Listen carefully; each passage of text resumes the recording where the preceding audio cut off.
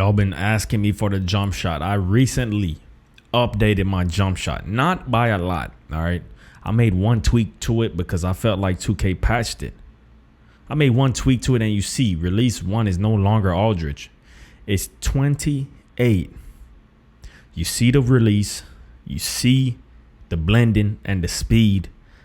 I'm gonna leave it up on the screen for y'all just so you can get it. I know a lot of y'all, when y'all looking for jump shot videos, y'all just want the jump shot, but some of y'all want to see how it rocks.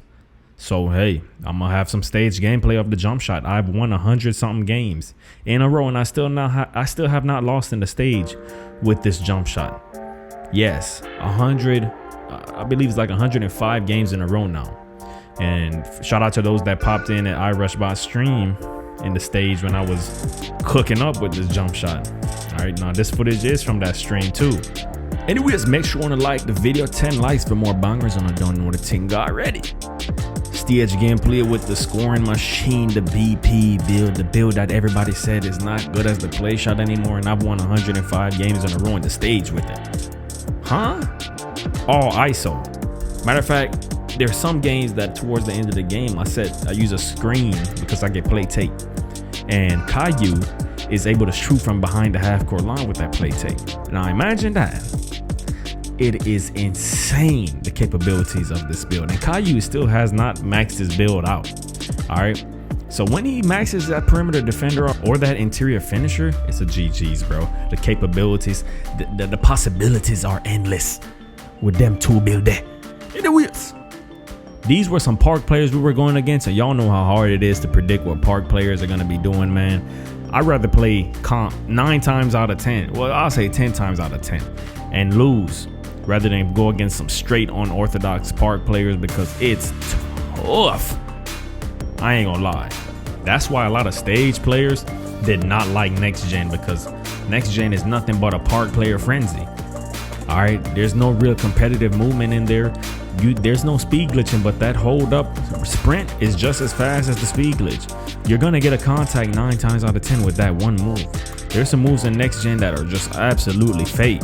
The only 2 dribble moves that I wish current gen had that next gen has is, there's a move that you used to see me do all the time, me and Robo, is when you hit that stand still step back, and the next one is when I ain't gonna lie, the between the legs combos on next gen is smoother and quicker than the between the leg combos on current gen. That's the only 2 things I'll give next gen over current gen when it comes to dribbling, because y'all can sit here and say there's no speed glitching, but on next gen there's a speed glitch. It's not the same type of speed glitch, but if you hold up and you do your rhythm dribble, it's on current gen too, but it's not as OP. You hold up and do your rhythm dribble and sprint out of it, you're getting a full speed. You like, bro, like you see them both type run to the rim, and nobody can be able to stop it, dog. Even with the patch, I seen people still get it. Matter of fact, I loaded in next gen, I seen somebody fading from the side. I got right back off of it, bro. Anyways, let me tell y'all a quick little story time real quick, man. Y'all got the jump shot. For those that want to stick around here to story time, my story times are not meant to be funny. Sometimes maybe, but I'm a man of God, so 9 times out of 10 it's not gonna be funny. It's gonna be something you can probably learn from, and it's something that I'm telling you that I'm doing currently. All right, so one thing about me is when I'm driving and somebody does something ridiculous, I ain't gonna lie, bruh. 9 times out of 10, like I'm gonna say something like idiot, you know, like dummy. Like I'm gonna look at them, and sometimes I even stare them in the face, you know, because some people really think that they're just so tough. And my wife had told me, hey man, like, you have a lot to lose. The people that you're fighting against really don't have nothing to lose. Most of them probably probably hate their lives. And one thing is me, like I've been telling you, I don't want to call people idiots and dummies and bots and all that stuff, because as a man of God, that's wrong. All right, that's something I should not be doing, and I've been working on it. I've been doing a way better job, trust me. All right, I'm Jamaican, so road rage is in my blood. All right, I grew up seeing nothing but road rage. I'm talking about to the ultimate level in Jamaica, where some of these dudes I seen, even family, when they get mad on the road, you know what they pulling out. All right, just saying. Now, anyways, my wife was saying that she has a friend that her dad was recently murdered. And honestly, the story is very important for me to share with y'all, because this is why my mentality has changed. First of all, as men, we have a tendency to try to alpha each other around. All right, especially as black men, you walking around, you walking in the mall, somebody look at you, you looking right back at them. Send it. Raising your chin up, you're like, what's up? You see what I'm saying? Trying to show them you ain't scared of them. Not all men are like that, but I know growing up, I was definitely like that. And I still have that tendency of, I mean, I'm not afraid of nobody, bro. But hear me out. So my wife had this friend where her dad got murdered. And her dad is Samoan. And her dad was about 6'7", 6'6", 6'7". And you know how Samoans are huge. So he's a big dude. And he really, you already know he's not afraid of nobody, but he actually shows. And he had road rage, right? And one day he's driving around with his 2 daughters, both teenagers. And, you know, he ended up getting cut off by some dude on the road. So he followed the dude around in the whip and was yelling at him and doing all this stuff, right? Rah, rah, rah, rah. You know, he's a big dude. He ain't scared of nobody too. So that's a bad combination, right? So the dude finally pulls over. It's a black guy. And this is not in America. I'm not going to tell y'all where it is, but it's not Samoa either. Nonetheless, so this guy pulls over because he sees him rah-rah-rahing, right? And he steps out the vehicle because he saw that the Samoan guy was stepping out the vehicle too. And what does he do when he sees how big this guy is? You guessed it. He reached for a weapon. He had a knife. Now, the Samoan guy, you know, my wife's friend's father, did not see the knife. So he's walking up there rah-rah-rahing, and the guy just stabs him. Yes. All that.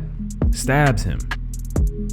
And gets back in the vehicle and drives off while these 2 daughters just witnessed their dad get stabbed. And he's trying to walk back in the vehicle and he's trying to drive them back. And I remember what my wife said. She said that he said he's going to be okay. He's going to go to the doctor right now.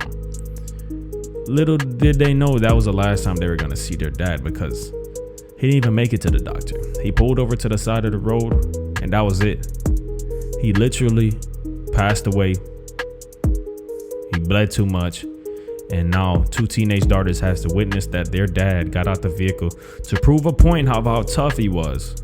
With a lot to lose. Probably the guy that stabbed them had nothing to lose at all. All right, because some people's lives are miserable and they hate them. They hate their lives so much they're not afraid of losing anything because there is nothing to lose. So you got this guy 6'7", probably over 300 something pounds, right? Big dude, you know, and obviously felt like there's nobody that can stand in his way. And how did he die? By somebody smaller with a bigger weapon. So my wife was telling me, hey, I don't care how tough you think you are. I don't care if you had a gun, if you use your gun. I don't care what it is.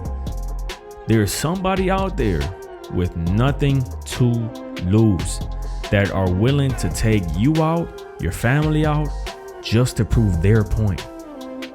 And I was like, man, hold on. I feel like she's coming at me strong. You know, because I feel like I'm protecting my family when I'm like, nah, you ain't finna talk to me like that, right? But in reality, I'm putting my family in danger. So, you know, I've already went to the Bible says turn the other cheek, love your enemies, right? And I have not been practicing that because society really teaches you the opposite. As men, you have to be tough. Don't get me wrong, you have to be tough. But there's ways to be smart. I don't know if you've seen a lot of martial artists. They usually let people say whatever they want, do whatever they want, until they actually put their hands on them, which it never really gets to that point. Then they strike back for self-defense. Honestly, when my wife told me, you need to stop that because you have a lot to lose. You have a son, you have a wife, you have mother-in-law, father-in-law, you have family, friends that care about you. You have a job, a good job. You have a future. You're planning for your son and his future if you want to see his kids and his grandkids one day. And here you are pickering with people that you don't know nothing about, trying to be, trying to prove a point. And you don't realize that, hey, these people, at the end of the day, they go home, they have nothing. A lot of them. And they're going to be just fine with whatever the consequences are. Some of them even take their own lives because they have nothing to lose. So when I heard that story, what I've been doing now is when I see a situation about to escalate or, somebody doing something reckless on the road, I just, I stay in my own lane. I keep my eyes on the prize, which is straight ahead. Or even if I'm walking around, somebody trying to act dumb, I'm like, you know what? Let them be. I just try to pray for them in my head. I say, God, he doesn't know what he's doing, and it's a long way. Don't get me wrong. It's a long way for me to go because I still fall short here and there. But, it's one thing that I made a commitment to my wife that I was going to change and I'm going to do better, because I'm not going to lie. When I heard that, it opened up my eyes to reality once again. Value your life, man, and your family.